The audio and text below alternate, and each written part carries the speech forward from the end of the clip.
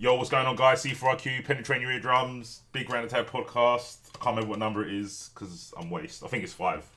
But this one's going to go on the premise of the previous ones about are players making game shit or is it developers, publishers, or whatever? People that make games. Are they making shit? So the first one we did was the meta game. Kind of boiled down to it's a player thing. Whether it makes games bad or not is up to interpretation. This one's sort of similar. It's going to be about tier lists. Are tier lists decided or sort of influenced by the developers on purpose, or is it just a figment of our imagination that we just create? Joining me on this podcast is NBA's finest finesse player, BPTank. What's going on, man? I think you might be pushing it a little bit there. Why? No, I'm good, man. Thanks very much for having me on. You reached out to me. I put a tweet out there and you jumped on it I saw a very immediately. lonely man on Twitter. I was lonely. Please, someone just Talk to grab me. hold of the steering wheel, please. How did you know? I was literally I driving just off a want to cliff. sleep on the back seat. I'm sick of driving. Absolutely. It's hard renting on your own all the time. It is. And There's only so much fuel that you can exactly. provide. Exactly. And you have an abundance of fuel. All fossil fuel. It's all bad for us. It's all bad for the environment. Yeah, just fumes, just out the ears. But you didn't tell me much from the reply on Twitter on what grinds your gears about tier lists. But I could tell by your politeness that it really bugged you by like, oh, is it about Dragon Ball Z or in general? And I went in general. It was like, oh, okay, cool. Let me in. Oh, okay, safe. Put me in, coach. So I've started on the premise of the podcast about tier lists. Me personally, I think tier lists are pretty detrimental and they're more influenced by players. But I'll let you take the reins. Tell me your stance. Do you think tier lists are good? Do you think they're bad? Do you think they're pointless, or do you think they have a need? You let me know. Well, I feel as it stands now, like the tier lists that we've been dealing with ever since the dawn of time have never really sort of been implemented well. Like the implementation makes them useless because people just take it in a vacuum. Like they just, like as soon as the latest tier list is out for the latest patch, it goes, yep, no, that's the tier list. I get that. Yeah. So people don't tend to really question any of it, and also because of the nature of like fighting games and whatnot, with I feel like it's a bit of column A and a bit of column B with like, is it the players, is it the developers? Because I feel that like the players, of course, are creating these tier lists, but the developers are publishing statistics for us then to go look at and go, okay, why is certain man saying this, and where are the numbers to back it up? It would make sense for people like start of Dragon Ball. I think it was undisputable about like who the highest pick rates were for in that game, like Cell, Adult Gohan, Kid Buu, Vegeta, and stuff like that. But of course, outside of those like highly picked characters that we get to see, what is the reasoning behind any of these other characters being placed in the positions that they are when we haven't got any statistics to actually verify the fact that these are, you know, very well picked characters and these are guys that have got very good win rates and stuff like that. Like thinking back, like remember like what they were talking about with what was it called? The Capcom Fighters Network. Yes, yeah. Remember how much people were bigging that up? It's like, oh, we're going to have all these breakdowns and you're going to see all these numbers. And of course, no one looks at it because it isn't in a digestible format. It isn't like just on a URL that you could come and see, that you could actually see numbers behind and whatnot.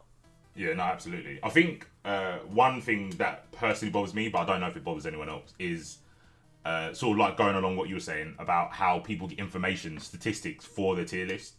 I know developers, when they look at balancing games, they look at win rates and whatnot. Yeah. Which more goes into meta. It's like, oh, okay, this character's winning a lot, but it's like, well, if that character's picked a lot, obviously the numbers are going to be in their favour. If you've got like 10 birdies, for example, and you've got one, I don't know, Alex, like we know, well, we've been told that Alex is a bad character, but it only takes 2 of those birdies to win to have a better win ratio than the one Alex, if you know what I mean. Only 2 of those Yeah. birdies have to be doing well. If that one Alex is doing well, it still But doesn't... another character can have a low pick rate, but still be over 50% win rate. Could still have a pretty decent win rate. Yeah. But you would never be able to see that statistic. You would never be able to know that number because it's not in a place where you can actually go and have a look. Like, okay, so this is going outside of fighting games, but of course, No, do it. Definitely do it. in your spare time, Mace, you play Smite, yeah? I do do this. Yeah. This is not secret. Have I just exposed you now to the world? Well, yes, it's not secret anymore, should I Not say. secret anymore. Right, never mind. And I used to do sometimes play League of Legends and stuff now. With like these other games, which are very character pick focused and stuff like that, you do have these websites where you see breakdowns and like synergies and stuff like that, and you actually see the numbers behind them. So, because with Dragon Ball, if you were to make a tier list, it's pretty much pointless just having one tier list on its own, because of course you've got so many, like you would have to have a tier list just purely based on assist, tier list for point, anchor, and battery, and all that kind of stuff. So you'd have to make 5 different tier lists just for the game itself. I have been preaching this since Marvel. I saw a lot of Marvel 3, like that's when I kind of got serious, like Marvel 3, and I was like, you can't do a single tier list in a team game. It makes zero sense. Like, there's not enough things to base them for. So when I started getting into like tier lists and blah blah blah blah blah, I did a podcast for each character and I ranked them out or something. So I'd say, okay, this character, what's their mobility like on a scale of 1 to 10? And I ranked them that way. So they got a score and then they was ranked.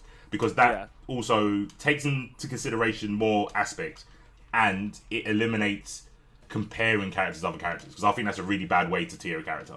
Very much so. By saying, oh, this character's not good because this character does it better. And that's like, well, that's redundant because that character could be shit at everything else. Hakan in Street Fighter 4 had probably the best win rate because no one ever picked him. There was like 2 good Hakan players. If they weren't that good, they would go 0-2 really quick. And then Infiltration beat players with Hakan as a counter pick. So it's not a good representation of the character, is it? Because he's only picked by a few people because of loyalty and one person to counter pick, which he won with. So, I try to alleviate all that. If you do it on a score basis, say like, look, this character is good at this on a scale of 1 to 10, you need like a massive graph. I think having the X graph is not enough. You could probably do it left, right, assist, bottom to top, point. That's better than most tier lists. Yeah. That's way better than most tier lists. But yeah, no one does that. No one ever does that. And it's like, it's the worst tier list to base in general, but especially for a team game. Because this character that you put here could be garbage if you've got 18 assists. Because he can't do nothing. But what you were saying, like, is also a very important point with being able to see statistics for games and stuff like that as well. Like you were just mentioning, Hakan was only used as a counter pick. That would be important information to actually put on these sort of sites where you'll be like, okay, let's look at these top teams and what did they have in their team compositions? What was their best win percent ratio against which characters, and which ones were their worst win percent rate? Which ones did they constantly lose to? Who had the best win rate against that set? Because that sort of ties in. Because I don't think, because of course, again, the only example that I can think of is like Smite and League of Legends. These games have been constantly balanced and patched, and metas have been reworked. Yeah, for totally. Constant months and months and months. The developers have no idea what they're doing.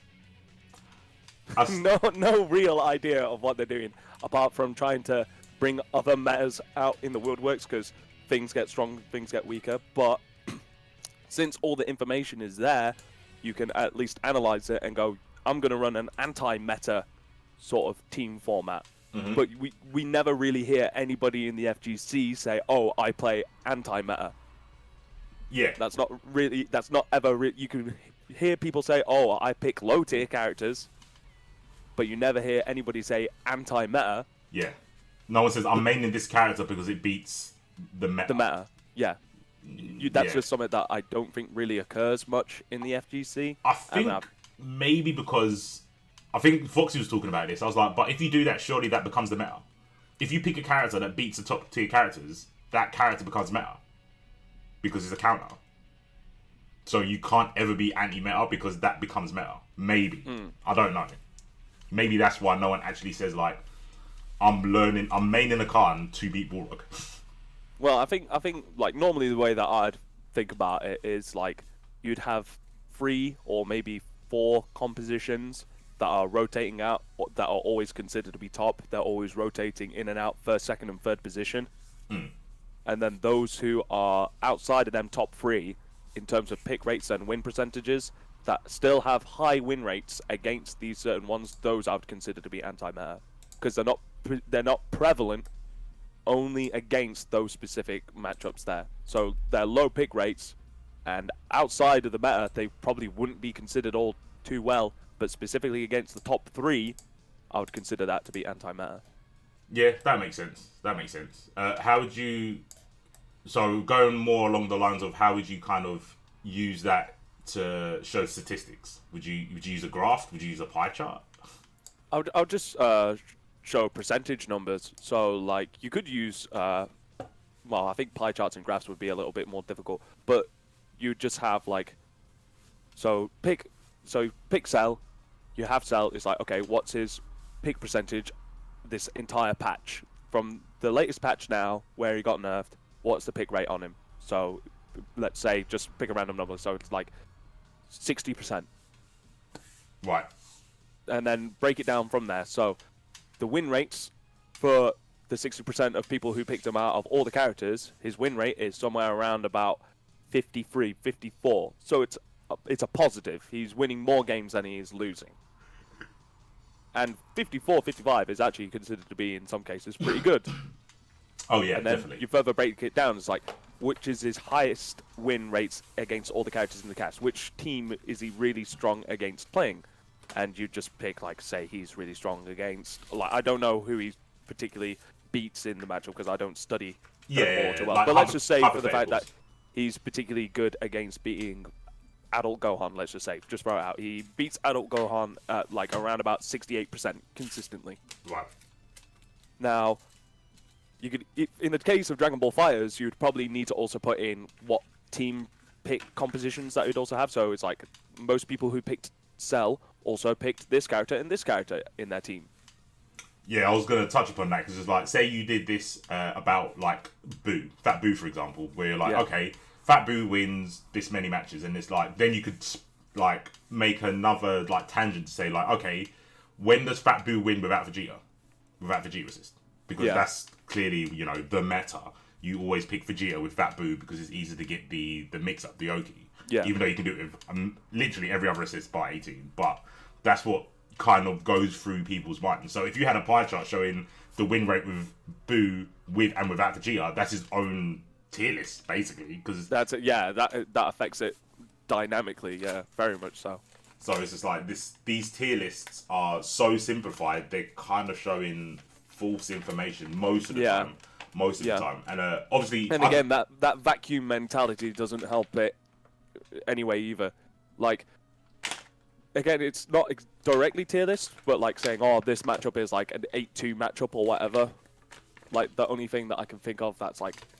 That's like very Super First Turbo. Strike, isn't it? Oh, yeah, Turbo, ST, yeah. Their tier ST lists were basically matchups, weren't one. they? They were just based on matchups, weren't they? The tier lists of those ones, Yeah. But I would have people play the game who would then try and counterpick, but the only reason why they'd counterpick is because it's because it's an 8-2 matchup. I'm like, but you don't understand why it's an 8-2 matchup. Yeah. You know it's an 8-2 matchup, but you haven't experienced it enough to be able to understand why it is. Whilst if somebody who picks the matchup, even if he's on the negative side of that, even if he only has 2 out of 10 chances of winning, if he understands why it is, he has a much better advantage than somebody who just says, oh, it's 8-2 matchup, I'm going to win because it's 8-2, and doesn't understand why. It's where people are... so smart. I think the situation would be a lot better if developers published the numbers in a format that was digestible, and actually we could break it all down in analytics and actually see what is happening online within the game.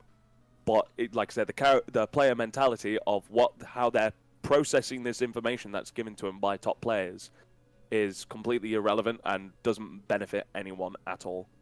What sort of numbers would you like to be seen then from the developers' standpoint to the players? Well, it doesn't, because normally the developers don't normally publish this number for League of Legends and stuff like that, but normally it's like, because it is quite a strain on the servers to be able to actually calculate all these sort of numbers and whatnot. They're continually fluctuating, aren't they? So yeah, so like a monthly thing, well, weekly thing. Sort of I would have it so that it resets the statistics after every patch.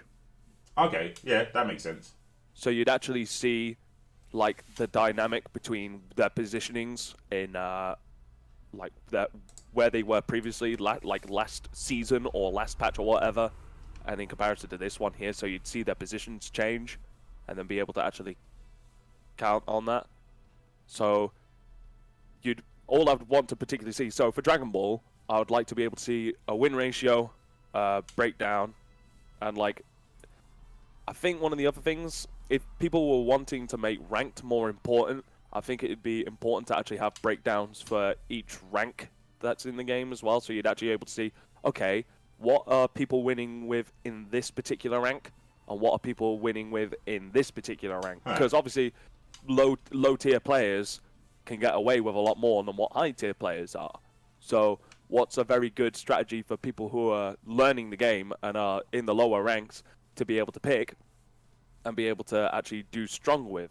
Because I feel like a lot of people can get cheesed out in the lower ranks, and I think it will be interesting to see those numbers, to see like what's happening in the lower ends of the game in comparison to the higher ends of the game. Yeah, that's actually, I never thought about that, but that's a big deal. Because, you know, sometimes if you speak to someone who's, I don't want to make it sort of like an elitist thing, but if you speak to someone who's like on a lower level than you, this guy's so bullshit. He's so high tier. He's like, and then we're thinking, no, he's not. But they obviously are experiencing something that we're not, and it might be due to the level they're at. So it's like, okay, and this character's OP because let's take Guilty Gear for example, because Guilty Gear is its own different podcast when it comes to tier lists. Yeah. But and Guilty Gear is probably a lot easier to talk about because it's 1v1. You haven't got like I think we should. I think we should use Guilty because that one is a hot mess of the tier list. But let's say, for example, someone says, "Oh, this character's OP," right? Let's say, let's take Soul, right? I think Soul is good at every level, but for different reasons. So at a lower level, I remember when I started playing, I was like, "Oh my god, Fafnir is broken. Like Fafnir is straight up broken. Like how can a move that leads, like remember back in the day, like if you got hit by Fafnir, you tumble for about half an hour, get put in the corner, and then you take the longest loops." Yeah. And then they changed it back, but the move is basically still the same. And it's like, well, what do you do against this? And it's like, I remember I spoke to Robo, shout out to Robo, he said, you just insta-block and jump away. Or you challenge. But you have to insta-block it. So if you're at a lower level and you don't know about insta-blocking, Soul can literally Fafnir you to death. Yeah.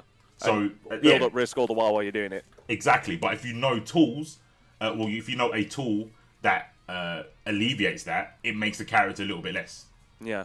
So yeah, what you were saying about the level of play determining when a character's strong or not is definitely a thing that I've not thought about, but and their win rates and their pick rates and stuff within them certain ranks, because it just makes, because obviously certain games don't really like ranked play doesn't particularly matter, but I feel like if people were wanting to actually be like, oh yeah, I'm a grandmaster in Street Fighter 5, if people are wanting to take ranked on Street Fighter or any fighting game more seriously, I feel like having that information and having that data analysis would be a really important tool for people who want it there, for people who are obviously being like, let's see what's happening this game and let's actually create some intellectual content for people who are getting into this sort of genre to be able to understand why these things are happening.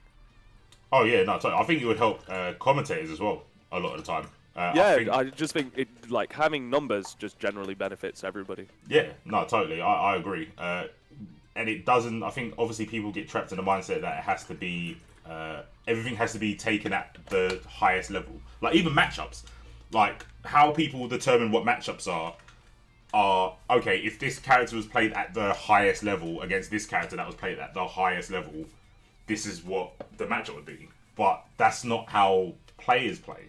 Like it's sort of taking a AI standpoint on human error because people make mistakes. Yeah.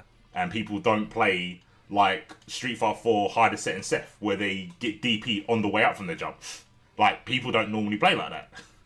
So looking at it from that way kind of is odd because you're anticipating that players, even at the highest level, don't have to react to stuff or can't get conditioned when anyone can. So the whole like, 10, like you said earlier, like if you say to someone, oh, this matchup's 8-2, if they're at a lower level, they don't know why, so that won't affect the match. It will just be 5-5. It will be random because if both players or even one of them doesn't know why the match was bad, if the person who's got the advantage, it being 8-2, doesn't know why it's 8-2, it's a 5-5 matchup, surely. Yeah, exactly. Like it's a weird way to. I personally think it's a weird way to tier, like on matchups. And I know ST and Third Strike were like that, but saying that Third Strike was pretty. You could visually see the top tier characters. Just from like the tools that they were given and stuff like. Because again, that's a 1v1 situation where, of course, you can see the fact that some characters have tools that aren't available to others. And the thing is, this has been like an old argument as well. It's like people saying, I'm pretty sure this is true. People saying that they put parries in Third Strike to give everyone a chance, but what happened is you gave the better characters a parry. It didn't help the lower characters, like it didn't help the Qs or the 12s by going, oh, we've got a parry because the Kens and the Chuns also had a parry. So it still made it as hard for the lower level characters to get in. It didn't alleviate. It's not like the leap in potential jumped only for the lower tiers and the top tiers only got a slight little benefit from it. Nah, everyone just got a straight up like plus 300 benefit from it. Yeah, exactly. Flat. So it didn't balance anything. If they wanted to balance, they would have given the parry to the low tier characters. That would have made sense. But obviously, that's because like a recent example actually in the latest patch for King of Fighters 14, they put in mechanic called HD bypass from KOF 13. I'm not sure whether you remember this. Basically, King of Fighters 14, the way that you typically do your combo, you do taps into max mode up, which would have you dash forward, and then you'd connect with a C button into an EX, Yeah. That's a traditional sort of like King of Fighters 14 combo. Yeah. In 13, you used to be able to not go into max mode and do an EX straight off the bat, so you'd be able to bypass the max mode input and go straight to an EX. That wasn't in 14 until this latest patch. And by the way, they didn't even tell anybody this, by the way. It wasn't in any patch. Wow. Notes. It had to be found out. Stealth patches. Stealth patches, yeah? Mad. But what this does, because certain characters, basically, if low tier characters who have shorter range buttons or slow movement speed, so a slow running speed and a slow C button, don't benefit off a normal max mode combo because, of course, they can't get in range to be able to hit him with a close C in order to start a combo because they're not fast enough or their taps aren't good enough to actually go into a combo. Yeah. So what those low tier characters would have to do in 13, they'd do HD bypass because they'd be able to do taps into an EX that would be able to start off their combo. Right. With that implementation in 14, the low tier characters have a huge buff off that because they're able to do their old combos that actually be able to get confirmed into an EX. The high tier characters still have access to that, but they never really needed it in the first place because they were still able to do their combos from max mode anyway. They were still able to get a combo regardless. Okay, yeah. So the low tier characters get a huge leap in potential, whilst those higher tier characters, they still get a little bit of something, but they never really needed it. And and it doesn't benefit them too greatly. They still get to combo anyway. Yeah, like you said before, Third Strike, it's just like everybody just gets to have good time apart from those low tier characters. No, get wrecked. That's a good example of like a universal mechanic, kind of universally balancing in the game. Where normally universal mechanics just make everyone go up by 5, which doesn't make a difference to a tier list because the characters are still going to have the same difference between each other. It's just that the tier list starts at like a C instead of a D. Yeah. Like, it doesn't make much sense. But again, that's is a pretty good point. I didn't think about that. I know there's loads of universal mechanics in Guilty Gear, and I don't think many of those universal mechanics come into play when tiering people. Not that I can think of. Maybe only insta-block, where you can say, oh, okay, this move isn't as good once it's insta-blocked. Then that move becomes bad. But I think the only universal mechanic that I can think of that benefits more characters other than others is backdashes, but of course they're variable. They're different for every character. It's not universal, really. Everyone can backdash, but everyone's backdash is unique. So yeah, some people go airborne, so you can YRC it, like Milia, Leo. You can both do that. You've got a pop backdash, which is basically it's yeah, it's like EX Seismo cancel. You just get invincibility for what something ridiculous, like what 20 odd frames. Something, and he doesn't go anywhere, so he can backdash and still be in range for pop buster, which is cool for that character because that's what he needs. yeah. But yeah, there's nothing that universally has the same amount of frames for everybody across the board that generally benefits one character more than the other. Yeah, the Guilty Gear is, like I said, it's a bit of a mess, but it is cool in the respect that it's unique. So vortexes aren't the same for everyone because everyone's got different wake up timings. Everyone's got different pre-jump frames. Yeah. And whatnot like that. So it does make the game more interesting. Everyone's got different size hitboxes, blah blah blah. But the thing with that game is the tier list was definitely only ever taken from Japanese tournaments. Yeah. Ever. Ever. As soon as someone won a Japanese tournament with that character was top tier. And or if that player was to publish a tier list about his opinions, that would be considered the word of God. Yeah, that's actually more. That's it. I think it kind of worked the previous winner would go to tournament, lose. That character that beat them, he would say is top tier, and then everyone would go, "Oh yeah, well he must be top tier because he beat the best player with like that character." I remember seeing not so long ago Jam actually not in C or D. I think he put in somewhere around mid B, and I was like, when did this happen? Because of Evo. Because of Teresa. Was it Teresa? Yeah, yeah, he got top 8. Was it top 8 Evo? He's been top 8 Evo for the last 2 years, and he came second at Combo Breaker. But did he beat a Japanese player? At Combo Breaker? He lost to Daro Ino. Ah, Korean. Is he Korean? He's Korean, isn't he? Yeah, Korean. Yeah. Okay, but he spent quite a decent amount of time in Japan, so yeah. Okay, fair enough. Well, that's all that matters. When it comes to Guilty Gear, unless you do something in the facility of a Japanese player, it does not count. It actually doesn't matter. Raven, when Kaz was winning with Raven, and Dogra, we're not doing that. People moan about him, and I was still saying, Johnny's still the best, yeah? Okay, cool. Yeah, whatever. Yeah, he's been the best since day. He's literally been the best since day. And I haven't heard anyone moan about Zato anymore as soon as Ogwa stopped playing. And apparently Zato is bottom tier now. What? Because Ogwa's not winning? Yeah. Because I know he got a nerf. But he's D tier because he hasn't got any way to summon Eddie safely. God. Oh, because Drill's so minus now or something crap like that. And I was just like, yeah, cool. Yeah. So you still can't YRC and slow down time to put friend in that. Yeah, you can't do that. There's not a way around that. He's just a low tier character now. So yeah, but I haven't heard many people. But as soon as Machibo stopped playing Sin, didn't hear about Sins anymore. And Sin can never be a bad character. It doesn't matter what they nerf about him, which they have. They've nerfed loads of stuff about him, but he's still a top tier character. But Kai can be a better character though. Well, because he got second at Evo. If I ever see a tier list with Kai like top 5, I'm going to screw. I'm literally going to screw because he is not a top 5 character. He is so mediocre, it's painful. But he is good in the right hands. But that's not what tier lists are saying. Tier lists are saying, no, this character is just straight out good. It doesn't matter how good you are, this character's good. And pick this character and you will do numbers. Yeah, basically. And like I said, Sin is not that guy. Sin can be a threat at any level. Yeah. In anyone's hand. As long as you can do beat driver, you can win. Basically, but yeah, in Guilty Gear, the tier list fluctuates. So Leo was top tier for a minute. Chip, Ino, Sin. Milia's always been positioned very high. Yeah, I kind of don't get that. I understand it, but it's like, again, it's like you're not taking into consideration what level of play that we're actually seeing at. Because the thing is that even if you are a top level Milia, you still have to do work. You still have to play pretty much a next to nearly flawless neutral in order to be able to actually be successful. Because if you block, you die. Yeah, exactly.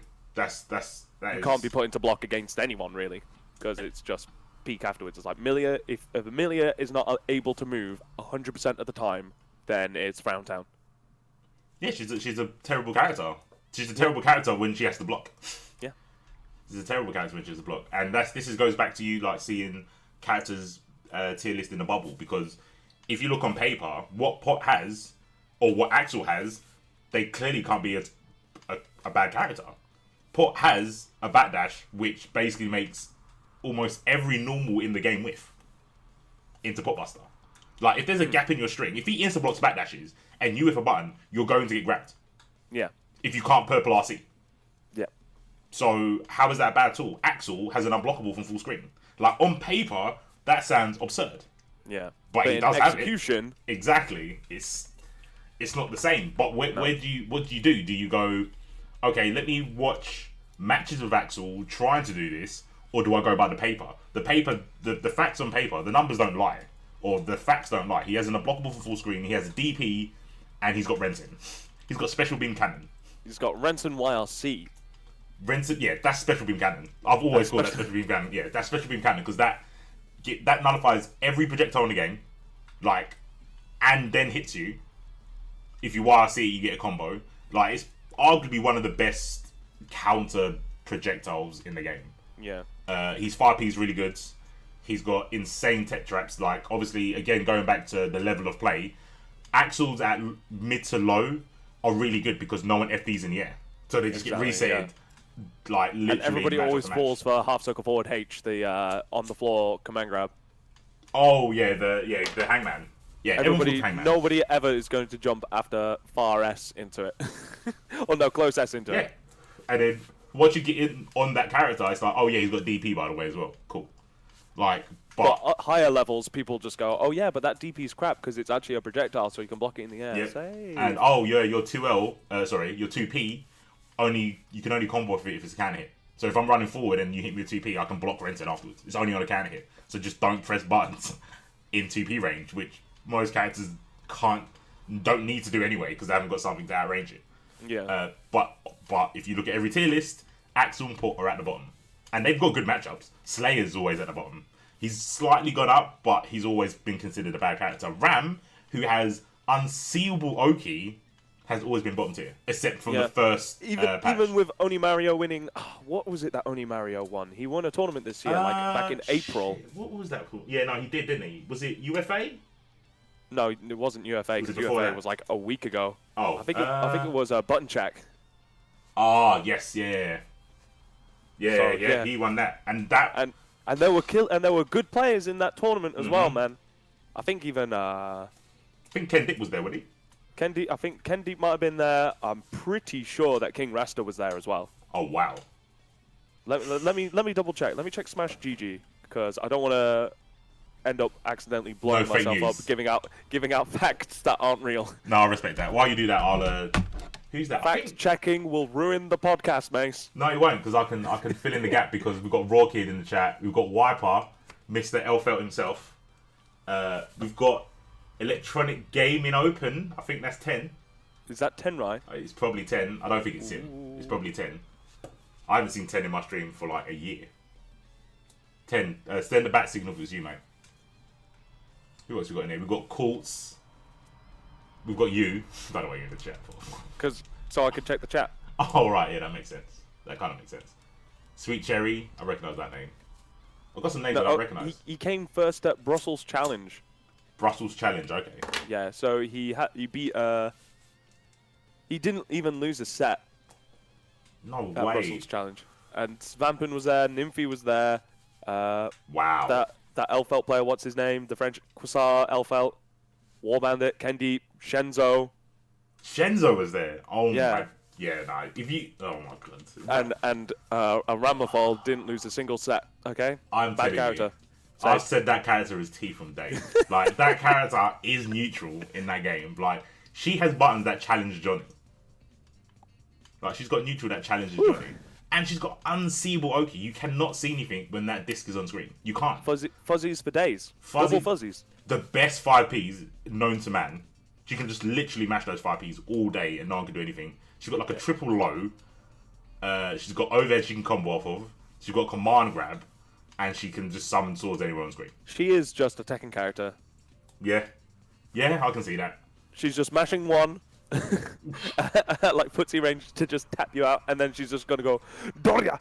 She's just gonna electric you while you're sleeping. Man, and they nerfed them, and they're still OP. Like the green was like plus, like perfect Dorias were like plus at one point. Yeah. And I think now they're like 0, or I think they're like +1, but if you insta block it, it's like -2. Yeah. Something like that. But yeah, Doria's was full screen carry to death. It's an unseeable mix up. Bad character. Bad character. Exactly. Bad character. Put her in the wheelchair. Set the wheelchair on fire. And all they kind of did was nerf the swords, so you couldn't hit the swords when she put them on screen. And after that, she was like, nah, can't play this character. And they basically did the same thing to Elf, but Elf's always been good. They got rid of the Pineberry. You used to be able to knock the Pineberry. Before, she would throw it, and that was it. That was that bit of the screen controlled. Standard. You couldn't do anything about it. But yeah, like, Guilty Gear tier lists have fluctuated so much. And the patches don't really affect characters. Like, I feel Guilty Gear changed characters more for the sake of changing them. Just so you've got something new to go to. They don't really go, okay, we're making this character better or worse. I think they do make characters worse, but not enough. Like, they made Johnny worse, apparently. I didn't see it. Not that you would notice it. No. They went, oh yeah, you don't have your unblockables. Like, that's not the problem. And they went, oh, that's not the problem? Cool, we'll give it back to him then. That's literally what they did. They took away an unblockable confirm and gave it back to him.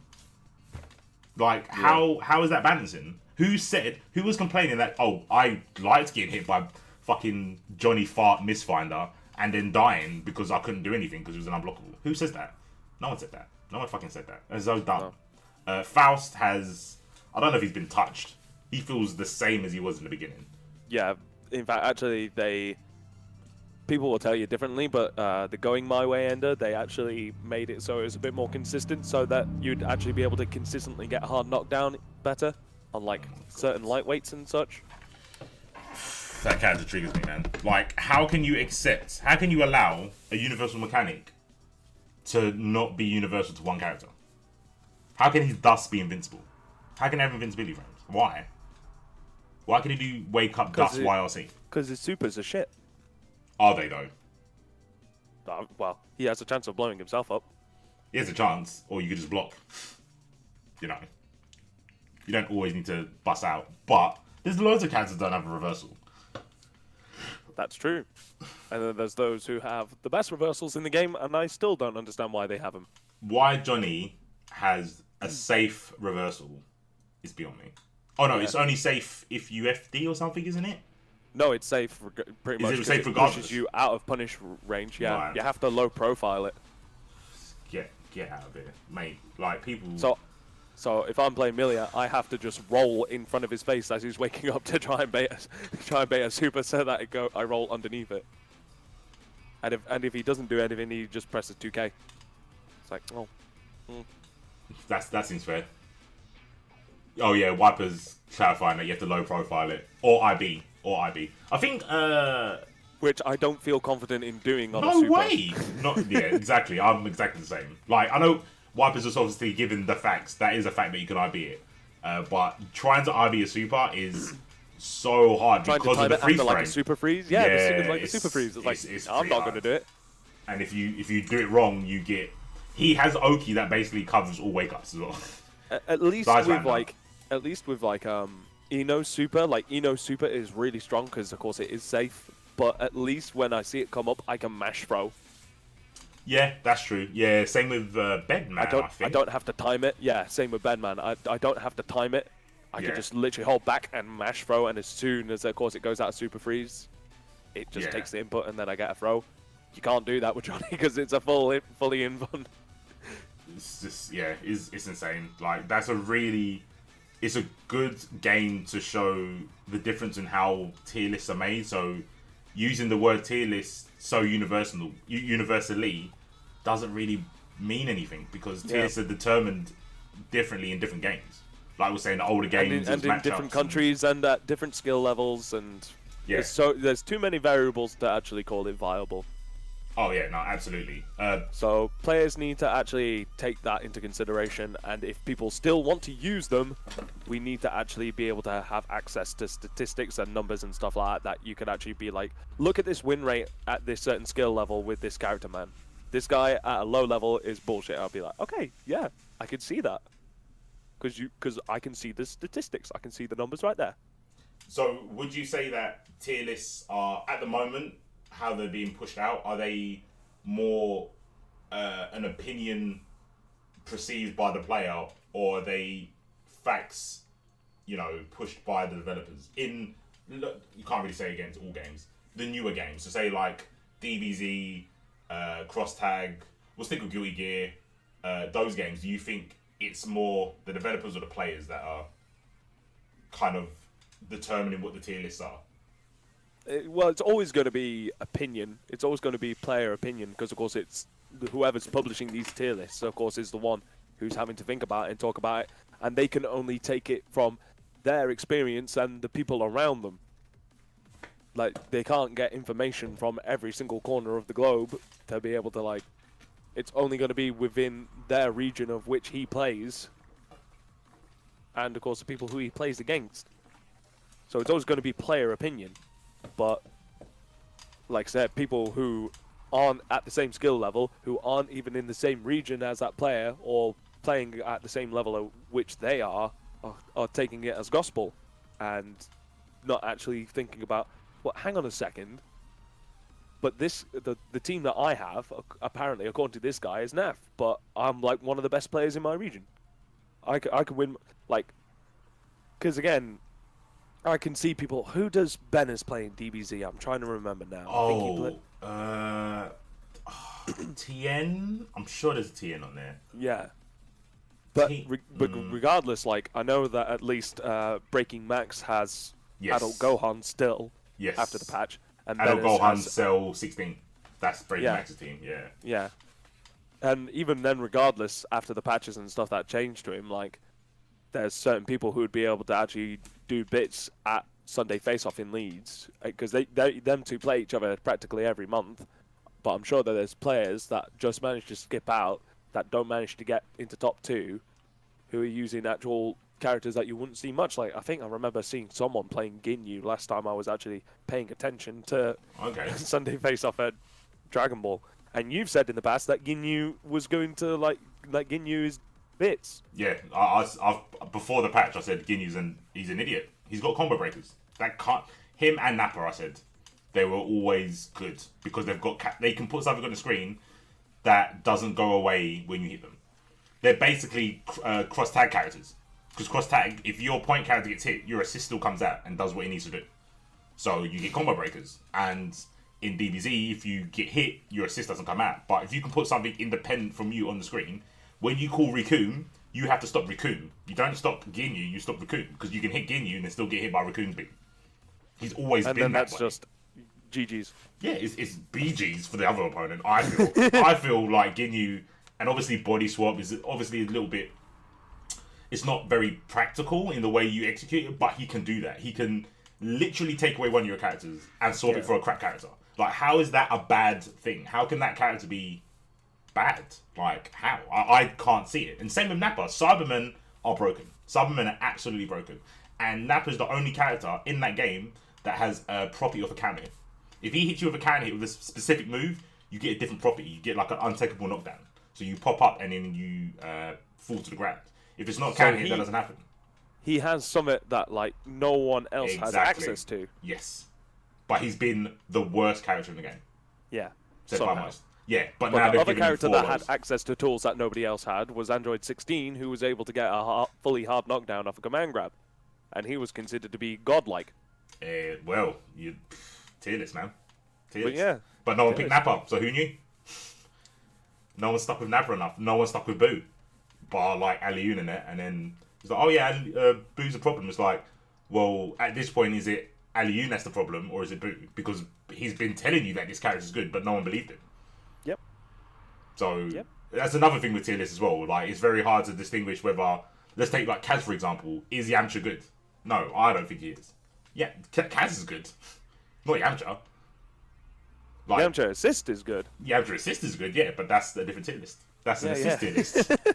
That's not. Is this character a good tier list? Can you say? And that kind of leads into the other thing that I think we've talked about numerous times in UK FGC when we've met up and stuff like that, about how players have been like, oh yeah, I've been talking about this for months, and as soon as one person who's like pretty well renowned talks about it, it's like, oh yeah, he said this, so it must be right. It's like, I've been telling you this from day. Mate, that but obviously, infuriates me. I'm not making 6 figures, so obviously I'm not important enough. Mate, that's literally the story of my life.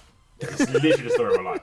I've been saying Ginyu's sick from day one, and then someone found Gorichi using that character, and they went, oh my god, Gorichi is playing Ginyu, he must be broken. I was like, go suck your mum. Like, I've been telling you this, and you didn't want to listen, because you don't want to look at evidence on paper. You don't want to look at the command list, and look what tools he has. You don't want to think. No, you want to be shown. You need to be shown that this character is ridiculous, and it's like, can't you just use your brain? Like, can't you actually enjoy playing the game that you talk so much about? Nah, why don't you actually play the game? You have to be shown. Some people just have to be shown, and it's annoying because when stuff like that happens, it becomes a chicken or an egg situation where it's like, okay, everyone's saying Cell's top tier. Is Cell being used like by 90% of the people because people are saying he's top tier, or is it that he's top tier? But you don't know because it's just you can't tell where it starts from. I don't particularly think Cell was ever top tier. I think he was perfect. I don't think he was top tier. I think he had everything. All the mechanics in the game, bar the counter hit state, were given to Cell.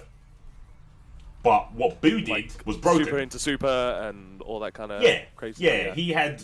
You could look at characters and say, oh, he's got this, and you could say, well, Cell's got that. He's got reversal on the ground, and he's got reversal in the air.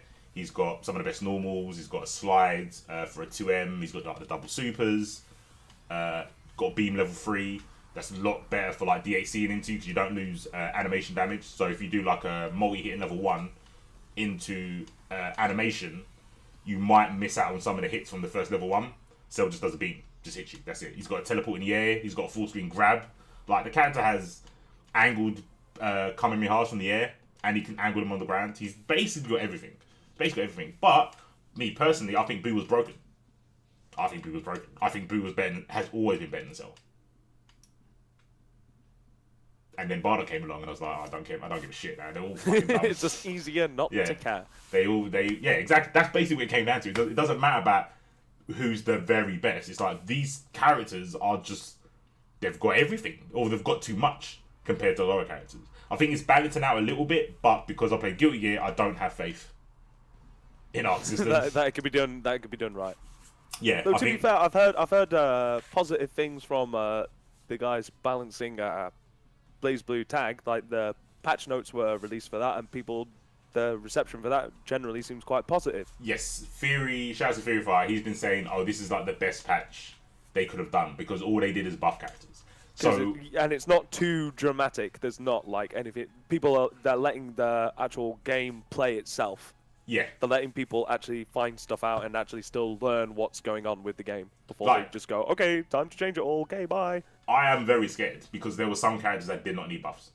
Ruby did not need a buff. So when he said every character got buffed, I looked at my characters, I looked at Narukami, and I looked at Gordo, and there was like 4 changes. And I was like, kind of quality of life things, kind of. Like, they are going to be better. I don't think they're that much better. But because I don't play the game as much as Fury does, Fury says my team is one of the best teams in the game.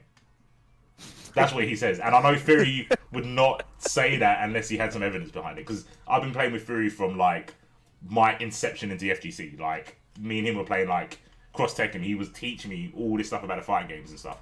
So when he says something, I'm obviously, you know that I'd kind of go for low tier. Unfortunately, aesthetically, my characters always seem to be shit. Ish. Like, I wanted to play Nash. I played Leo somehow for like 4 years. Somehow. I played Beowulf. He's probably like the best out of all of them. My team in DBZ, I guess if you ask people, isn't very good. Like 18 has been said to have no neutral. In a game where you can press one button and get in instantly, I don't know what neutral is, to be fair. Like, how is that neutral? I played Hawkeye.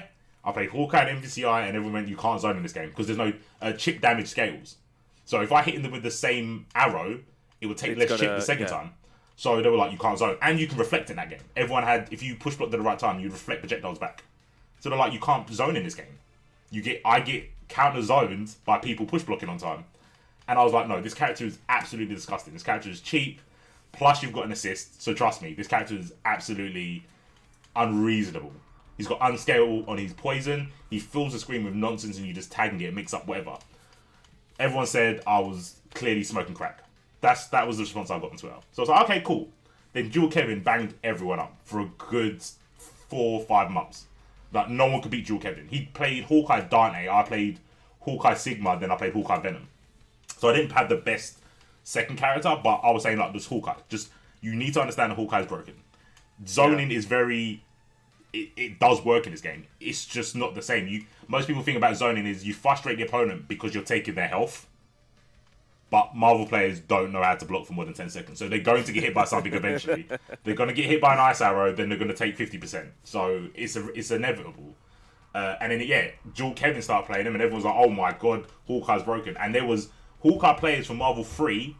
There was, what's his name? There was a Hawkeye player that played on Hitbox. Punisher. He played Hawkeye in 3. He went to 2, tried him, said he doesn't work. Picked Gamora, was doing alright, then went back to Hawkeye and started winning.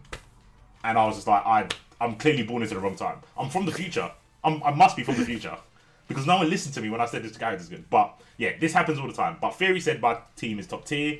He says Narukami Gordo is top tier. I do not see it. I think Narukami is the most honest character. He is the son of Kai. He's the real son of Kai. He's not Sin. Sin's the abomination from Kai. Narukami is the fairest character ever created. He has literally 0 skank. He's got 0 skank. He can stop you from full stream with a super, and he's got a very good DP. And he's got a good anti-air button. Other than that, it's whatever. Gordo, Grim Reaper is obviously, in any game, is really good. Yeah. It's not as good as original Union, because I swear it has some invincibility on it. Well, it still has anti-air invulnerability on it now in Unis, so it still has its purpose for, like, catching people trying to jump in on you.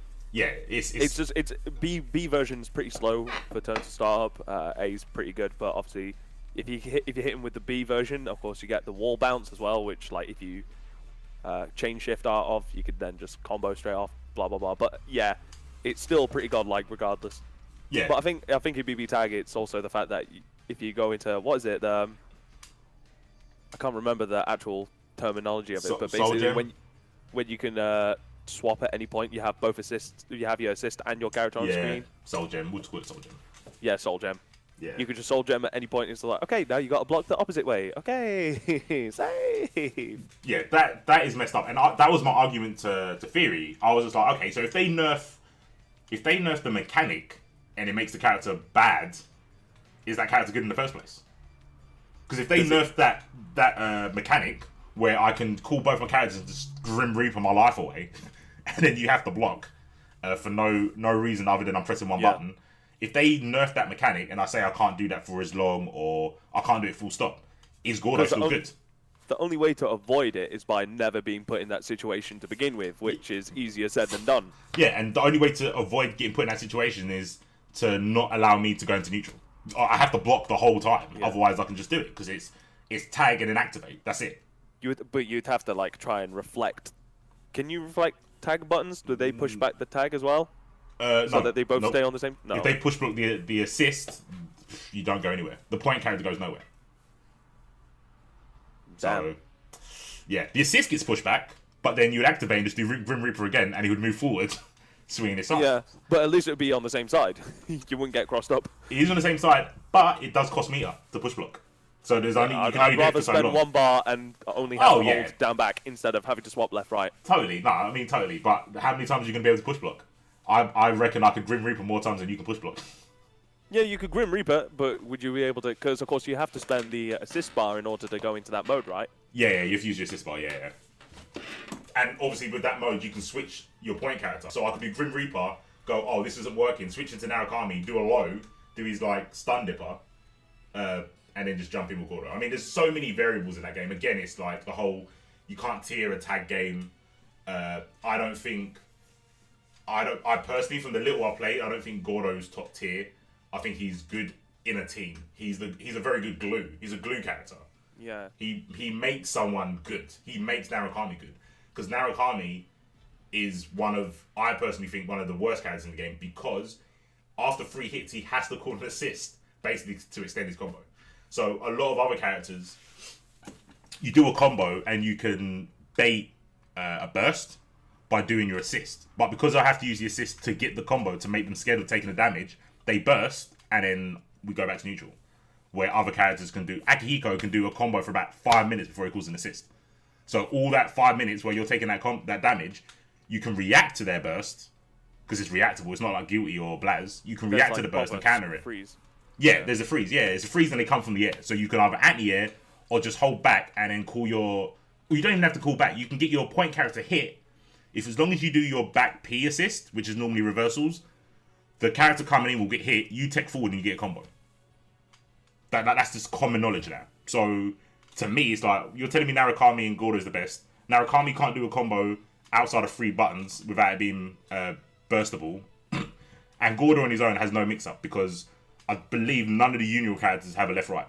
There's no cross-up protection in that game, but none of the Union characters, I believe, don't have a left-right. So it's like, how am I opening you up with Gordo? I can do Grim Reaper. If it's not EX, I don't get a combo. And I can do 5B, which isn't cancelable, like jump cancelable. So if I swing 5B and you block, or push block and then punish, or I just whiff it, I die. But he's telling me it's a good character. He's telling me it's the best team, one of the best teams in the game. And I see characters like New 13, I see Ruby, I see Yang, I see Blake. I can't believe Blake's not considered. She's not top tier apparently in Japan. That character presses 5B and it's a mini Grim Reaper. Yeah, I did see that because I saw again another setup where, of course, it's just pair left right, where of course she just throws that on top of you, assist crossed up to the other side, and then it's just like, okay. Character is insane, bro. She can cancel normals into clones. She can do a stone clone, which absorbs a normal. She can have a poison clone. Oh no, a fire clone, which explodes when you hit it. Or she can do like a ghost clone, where if you hit it, if she's in that area, she goes invisible. Bad character though. Beautiful. Bad character. Because no one won Evo with her. No one got top 8 with Evo. There was a Wallstein there. Wallstein and the Tager. Yeah, I saw that. But Blake's a write-off. So, tier list, man. Like, I don't know what... I don't want to do these rants and not come up with a solution, but I honestly don't know what the solution is for this. Other than tiering characters on a point structure. Other than re-educating the fighting game community as a whole. Good luck with that. Good exactly. luck. 98.7% of people are stupid. Didn't even finish school. Yeah, they didn't pass with any common sense whatsoever. So they're gonna listen to not even top tier players, just anyone who's got the internet and can go on MFCAF and do their own tier list. They're just gonna listen to that. They might argue because obviously no tier list is ever gonna be truly right. I think some of the older games, but even in like the old games, when it like T-Hawk was like bottom tier for like 10 years, and then someone found something and went, oh, this character's broken now. Yeah. Is it T-Hawk? It was like Hooked no Ken before people found the basketball dribble combos and all that kind of stuff. Right. Yeah. Shin used to be top tier because Shin had tools. He had command grabs. He had DPs. He had really good setups and stuff. But basketball comes along and he has the most difficult 100% combo in the game. So he's bottom tier. Oh, really? I didn't know that. Yeah. Wow, that sucks. I can't 100% combo you easily, so I have to be bottom tier, regardless of the fact that I have really good tools and really good ways of actually going into instant kill. But so would you say the tier lists are determined by meta, from what the knowledge of people? So it's more people than the developers going, okay, we're making Johnny. Yeah, I don't think developers ever have the intention of creating a character to sort of like define the meta. I don't think that I don't think fighting game developers are on that kind of level where they're like, let's mix up the meta by doing this. Right. I just think they want to make characters that are cool and are fun to play, but they don't think about it any deeper than that. So they're not like MMORPGs where they take in a lot of feedback on what they see in tournaments or what the top players are saying. They'll go like, oh, this character's so strong, it's making this character redundant. You need to do something, sort of thing. And then they take action to kind of... They seem to balance by making every character usable or viable. Where fighting games, they tend to make it so they don't want you to keep picking this character. I feel like they nerf characters because it's like, oh, we don't want everyone to pick Cell, so we'll make him a little bit worse. But the thing with fighting game players is like, no, we want to break that shit. Like, fighting games players want to break the game. They want the game to be stupid. Yep. Even if you pick a low tier character or a low tier team, you're looking to do stuff that the developers didn't necessarily want you to do. Because you're going to think, oh, well, that's a good thing, innit? Because my character wasn't designed to do this, so let me abuse it. Like, even with, like, a small example is with Leo, comboing into flash kick. I'm sure they didn't program the game and think, oh, okay, we want him to do 5k into flash kick. I heard that and I played on the hitbox. It's like, how the fuck do you do that? Like, how do you do 5k flash kick? Like, that seems impossible, but you can do it. And Tomo did it all the time. Mainly because it was impossible. Like, it didn't seem like a right thing to do. So, yeah, I agree with you. I think it's players. Our role as fighting game players is to make the game as stupid as possible. As jank as humanly possible, yeah. And that's why everyone liked Marvel, even though it was questionably a piece of shit. Yeah. when it comes to fighting game and balancing, it was a piece of shit. Like, Virgil was a piece of shit. Zero is absolutely a piece of shit. Like, oh, I die when I block, safe. It's like, oh, I took out 2 of your characters, and now Virgil's coming out with X Factor. I guess I lost. Yeah. Like, oh, if you land with Virgil, you basically win. Like, that's how you kill the first 2 characters. You do an incoming on Virgil. If you blocked it, you go, well, I've pretty much fucked up in it, really. Like, I can't win that. You're going to put swords on, and I'm just going to eat blocks down for 2 minutes and pretend that I'm trying to block all this shit. Well, I'm just guessing. Like, to me, that is a pretty bad fighting game. It's fun. There's a big difference between fun and fair, though. Like, that game was not fair. And Dragon Ball Z, I guess, tried to bypass that with the whole no incoming. You just go back to neutral. I personally think just snapping constantly in the corner is OP. And I'm trying to learn that with 18 because she can just get a snap. She doesn't have to spend a bar. She can keep you in the corner and keep doing snaps. So that they never get to play. They never get to play. It's like, I don't care about the incoming left-right because I'm keeping you in the corner. I'm going to call 17, you're going to block 17, or get hit by him, I get a combo, whatever. But I get a mix-up. I tried doing that when I first started playing with Piccolo, and people were like, why don't you just kill the character? I'm like, because I want to be able to kill all 3 of them at once. This is what happens when you think outside the box, dude. Yeah. It's like, what's the point of an incoming character on 100% HP? I don't want to be put in that situation. I want to be able to KO a character and then have the next character come in only be on 10%. Having a character on 10% with sparking is not really all that scary because, of course, they can do bits. Fucking hell. So, like, I've been trying to tell that to people. It's like, if you've got 10% health, spark is not going to save you from my combo. Exactly. It's not going to help you. Whilst if you're on, like, 50 or above, my combo ain't going to do jack. Yeah, exactly. So it's just like, well, if I get all your characters to 20%, your spark is going to be, other than a damage increase, it's not really going to do much. Yeah. And yeah, going back to neutral is not what you want when you've been applying pressure. Like, I don't think... I did all that work to get you into the corner. Exactly. And now I'm just going to take you back into mid-screen into neutral. Like, that's so anti-fighting games. Like, guess like the NRS games, you don't go to the middle of the screen. You back away, but you don't go to the middle of the screen when you win a round. So you still got an advantage. But that game had loads of teleports and whatnot. So yeah, it's like, it seems really counterproductive to kill a character and then let a full strength character come in. It's like, just snap. If you can keep him in the corner, definitely snap. Take the incoming, because not a lot of the cast, I think it's just less than half. Oh, sorry, just more than half don't have level 3 in the air. So they can't stop you. They can't do anything. If you've got the meaty right, they can't do anything. So, but yeah, like I said, we are not getting invited to the Summit of Power, so what we say doesn't matter to anyone. Doesn't matter to anyone. I remember your, day 2 stream saying that TN was OP. And I said, yeah, I can see that. I want to play TN. He looks kind of sick. He's just killing people left, right, center. He was like the original Touch of Death character. And then people were like, oh no, he's not good. It's like, hold on, he's got a beam. He's got omnidirectional Chaosu, which makes you block anywhere on screen. That doesn't seem that bad. He's got a level 3 that can stack, so he can literally spunk 7 bars. Hardly anyone can do that. Has the best scaling supers, both level 1 and level 3. Got a command grab, got an armored low, and he's got overheads that he can air dash out of with his name. But, bad character. Bad character, yeah. Bad character. The only character that's probably designed to be an anchor is a bad character. Is a bad. Because Vegeta, fuck, like, that character has so much Oki, which consists of getting hit by a DP. So it's like, well, if you got hit by a DP, surely I didn't make a comeback. You came at me and fucked up. Like, you don't open someone up with a DP. You open yourself up to get hit by the DP. Like, Vegeta does not open up anyone. He doesn't. Big brain. Fucking galaxy, mate. Absolute galaxy brain. Astral plane brain. Like, it's just so ridiculously stupid.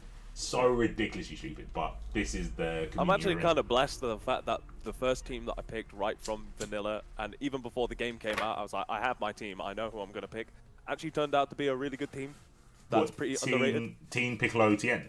Yeah. Yeah, I think it's a good team. I don't think Piccolo's as bad as everyone makes him out to be. I don't think he's like the best. But he's I don't think bad. he's the best, and I don't think he's the worst. Yeah, he's nowhere near the worst. I think he's solid. He's very solid. He's got Tims. He's definitely got Tims. He's got Tims. He's got wacky normals that just beat stuff. Hellzone's always going to be good. Double overhead. Double overhead, command grabs. Reaching out to you, command grabs. That armor. with Tien I can combo off of. Yeah, because Tien's, mate, people do not understand why Tien's assist is good. It pops you up. Like, you know how easy it is to get confirmed with a Tien assist? It's not as easy, but it's probably like the third easiest confirm. After Vegeta and Gotenks. I'll say Tien's is the easiest. It's the corner carry button. You press it and you get to the corner. It's like, how did I get here? Oh, I pressed the Tien button. Tien button, yeah. Like, oh, that active beam that just doesn't fuck off. Like, it just stays on the screen until you fall into it. Like, you cannot miss time a Tien combo, a combo with Tien assist. You can't. If you do like jump MM into H, you cannot miss time that Tien assist. You cannot do it. It just stays there until you get hit by it. And then you can do double level ones literally off of any super. Like, his character is insanity. They buffed him that he doesn't take more damage when he's in Spark. That's basically it. The other thing was aesthetics, the command grab. He aesthetically looks, he does the body double. Doesn't do any more damage. Doesn't do any more damage. So they only buffed that he's better with Spark. To make it more known that he's a good anger character. That character getting buffed was a travesty. Like, that was so outrageous. Like, he definitely didn't need any. Multi-hitting lights. He can literally do like 5 overheads before he lands with light. No, how hard it is to block. He's got a 2M that's pretty fucking good. Yeah. I don't know. Like, level 3, that Chaozu, the scaling on Chaozu explosion is unreasonable. Yeah. That does grips of damage. Yep. Because if you only have the one character that's left, if you go in the 1v1, like I'm taking out your second character with Chaozu, so when we're in 1v1, I won't really need Chaozu no more. Nah, you don't need it. He's just so good. He's got knockdown, a slider knockdown from anything. So if he hits with a super dash, he gets a slider knockdown like Goku and them lot with the palm. Which he can easily get when he just does 2H into quarter circle forward. It's pretty much 100% of the time. Yeah, like he gets that slider knockdown from the most damaging route as well. Like Goku's had to do, Kai Blast Dragon Punch to get the slider knockdown. He has to hit you with a 2H to get his one. Like he has to do it. So they're saying, look, you have to do max damage to get this slider knockdown. Have fun. He can, and he's got a really good jump S as well. Yeah. Yeah, his jump S is really good actually. Yeah. Air beam. But so he can easily just go between like his air string and then just delay, just stand right on top of you, throw the S on you. And just okay, just block even longer. Yeah, this seems fun for you. But yeah, like he was not on anyone's radar until after the patch, and even then, I'm not seeing as many TNs. No. I think people respect him a bit more, but I don't see him on teams, which I don't mind. I don't think because what a tier list says that determines how much a character gets played. I'm cool with that, but yeah, it's just a madness. Like how tier lists affect players, games, tournaments is bizarre to me. I think it is a lack of creativity in team mode. People want to be told what's good and shown. No one wants to find good shit. Luckily, we've got people like Alioun who do that for people. Because otherwise, it would just be a pile of shit. It'd just be cells, Bardocs, and booze everywhere. Yep. Still. and Vegeta, I guess. But they nerfed Vegeta Assist, so, you know, because people complained. Because people didn't like to block. TLDR, just think about it. Just think about it. Yeah, that's a very good way to sum up this hour and 20 minutes. I think this is a very good way to sum up this series as a whole, really.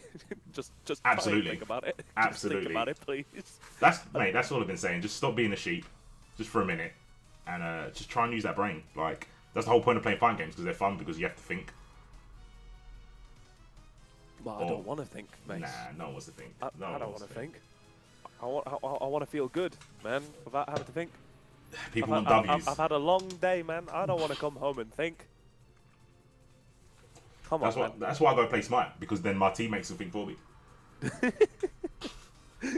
There's no pressure on me on losing, because I can blame it on someone else. Because you could just point the finger and go, yeah. You don't have that in fighting games. You have excuses like, oh, I don't practice, I don't play as much as you do. Oh, this isn't my main team. This isn't my main game. I'm in a character crisis. Oh, I bought a new pad the other day. All sorts lag, but you're sitting next to me offline. Lag, definitely lag. Like it's just the same shit. Oh, your character's top tier. Is like, by why? Tell me why this character's better than yours. And you'll soon find out that they don't know shit. They don't know shit. Your character's got reversal. Oh, so you can't block it and punish. Or avoid it and punish. It's a bit harder in DBZ because you've got assist, but in general, like, I'm not saying that there isn't character matchups that are kind of obvious, where it's like, you can clearly, like, let's say, Abigail. Abigail clearly beats some certain characters. I don't need to be told. I don't need to play the game to see that Abigail just beats certain characters. But, is that a reason why you lose?